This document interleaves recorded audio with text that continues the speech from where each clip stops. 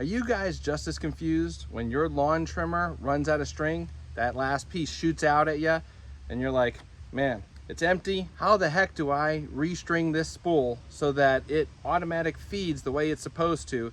Is it supposed to go clockwise, counterclockwise? Is it supposed to go in this hole or this notch or what? Well, today on Dad Jobs DIY, I'm going to show you how to properly spool your trimmer string so that it automatic feeds the way it's supposed to. Let's go.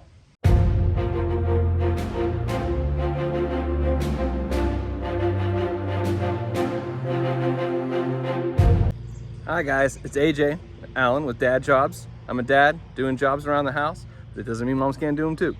So today I'm actually going to show you how to properly wind the string around a trimmer spool so that the head can properly dispense the cutting line when you are trimming.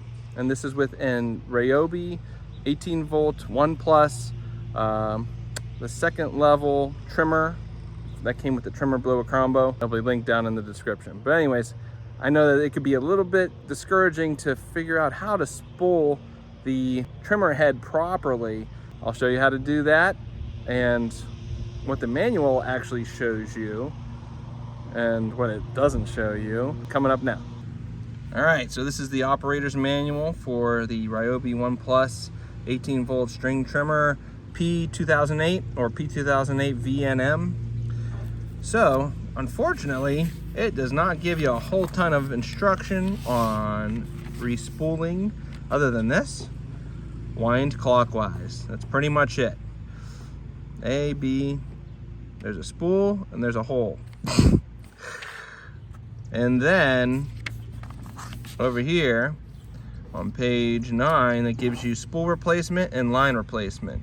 You can pause it and see what it says, but essentially they say about 9 feet long. I don't know if that's necessary unless maybe you have a 0.065 inch diameter round string. I'm using the 0.080 heavy duty, just better for cutting. So I'll show you how this is done. Let's go. All right, so the last bit of my string has flown out of the trimmer. This is what was left. Pretty much now garbage. All good. I got a whole pack of heavy duty 0.080 universal string that has nice cutting edges. So I'll link to something like this in the description so you can get yours. Comes with a nice cutter as well. Makes it pretty easy. You just take out as much as you need, cut it here, and then I'll show you how to wind it. Okay, so over here, first thing you want to do is push in these two buttons on the side. You're gonna get the cover off, and here's your spool, and here's the inner workings. Your string will come out here and keep going until it's long enough where it'll actually get cut on this cutter head. Nice thing about this one, you can actually unscrew this screw, which I did this when it first came out, and you can turn this 180 degrees. So if you do it here, you're getting 11 inches of cut. From here, you know, about here to here. But if you turn it this way, 180 degrees, you get from here to like here, and you're getting 13 inches of cut. So you're getting an inch here and an inch here. So just a little bit more efficient cutting, but you know, all preference. All right, so here's our spool of string. It says 9 feet. I don't think you actually need 9 feet, but well, I mean, I guess 9 feet comes out pretty quick. So this is like my arm's length. I'm about 6 feet tall, so I'll probably say it's like maybe 5. I'll do another 3 or 4 feet, and we'll give that a try right there. If it's too long, we'll cut it. No big deal. We got a ton. Okay, so you put it in that little cutter, snap it, it's cut. Here we go. We got our 9 feet of trimmer string. Here we go. All right, next, this is the top. So when you look at the instructions, they say, you know, use the top hole. There's a hole under here that you could see that we're going to utilize and stick the string in so that it has an anchor. I think they call it an anchor hole. And then we're going to turn this clockwise. Now, if you notice, this hole actually points out kind of this way. So it's a little bit easier to stick it in. You can stick it in pretty far, so it's very well anchored. And then you're actually gonna, so it's going that way, but you actually want to rewind it this way, clockwise. So you're going to rewind it clockwise. So just to clarify, this hole at the top of the spool, it takes string in this way, which makes you think that you should be spooling it this way, where it actually is smart. It anchors it, and you spool it the opposite way, so now it actually will hold that string. Instead of when it gets low, it'll just spit out if you spooled it the opposite way. This way, now it has some grab onto that edge of where that hole is. As best as possible, try and get it, I guess, like nicely laying flat, like you're winding a hose. You want it to be flat, not be getting caught on itself. All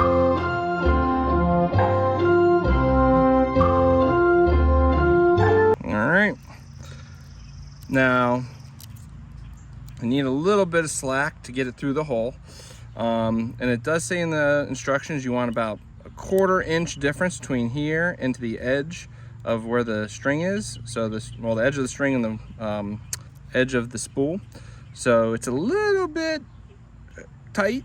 It might be about a 1/4 inch here, but over here it's not. It's probably like 3/16 or, you know, a little over 1/8.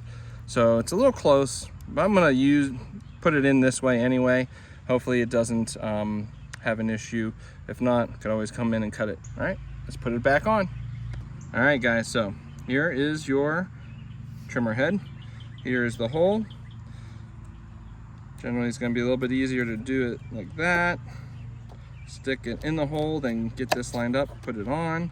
You'll feel like a lock because it lines up the triangles on the back with the triangles on the back of this, so they line up nicely. And it looks like it's pretty good. Then you put the cover back on. Now this is pretty short, so but it spits out about a 1/4 inch. So I'd probably have to do it for probably like 6-7 times to get it all the way to the edge. And they say the recommendation is to get it extended all the way to where it cuts before you start actually trimming the yard. That way it has an optimal cutting. So I'll stop there and we will utilize the automatic feed with the trigger on the handle, and we'll see how well it feeds out. Okay guys, so this is the trigger that you have to hold down and then push this one down to get the trimmer to start, and you have to let go of this trigger for the automatic feed to release another 1/4 inch. So right now we have only a few inches.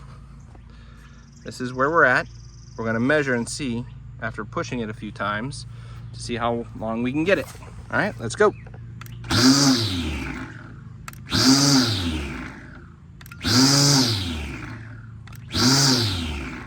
That's 4.